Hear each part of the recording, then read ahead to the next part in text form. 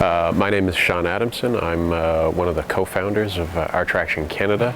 I'm currently the CCO, the Chief Culture Officer, and the Chief Information Officer here as well.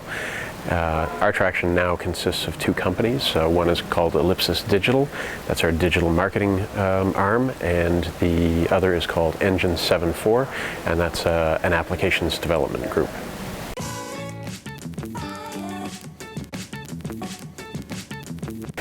So in 2012, I guess, we realized, we knew that our lease in our old office building was coming to an end in 2013, and we knew that this was coming, and we had some internal discussions about the sort of space that we wanted to be involved with.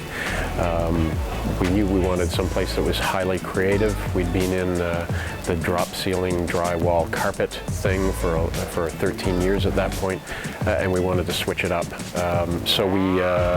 So come 2013, I put out a tweet, actually, as we are wont to do nowadays, to ask if anybody was aware of any highly creative spaces available in London.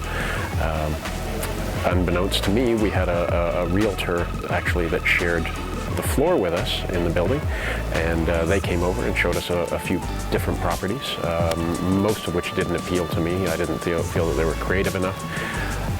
But the last one they showed us was the Great West Beef. I kind of rolled my eyes at the time because I didn't see how we would work in here, but they said that I had to see the space, so we arranged for a tour, and we came over a couple of days later, and we pretty much fell in love right from the very beginning.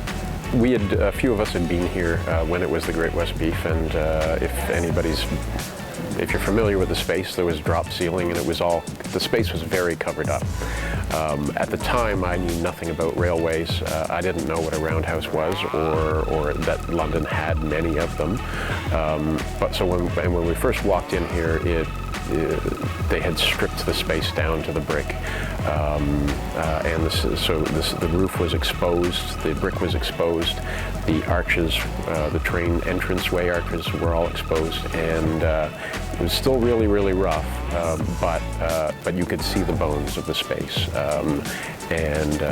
so it was such a beautiful, open, expansive space, and I could pretty much immediately visualize how we could set up the space so that it would work with the way that we work. Well, right from the very beginning, one of the things that we wanted in the space was we wanted an openness. We wanted it to communicate some of the core values of our company. So we wanted an openness that was apparent from the second you walked in the door. We wanted transparency as a result, and you might be able to see them behind me here. All the offices have glass walls, and we wanted a sense of tradition. So learning about the history and bringing that out in the space was important to us, and we wanted a sense of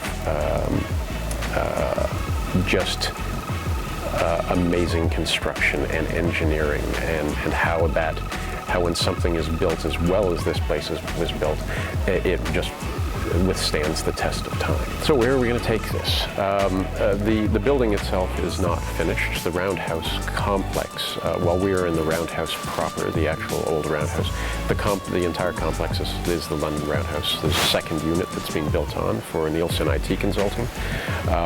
There's a real estate company moving into another piece that's being built this year, and I believe the lease has just been signed for another tenant that will be taking most of the remaining space. What we'd like to see for the space down the road is to change this to make this a real community space. Soho's got a couple of really, really interesting community spaces already, and we want to be one on the edge. We blogged a lot of the history and the construction at LondonRoundhouse.com, we've trickled off the updates to that now that most of the construction and most of the historical research is coming to an end.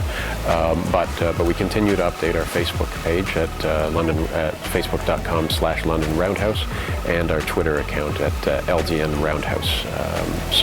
So we hope you'll follow along with things as they move forward.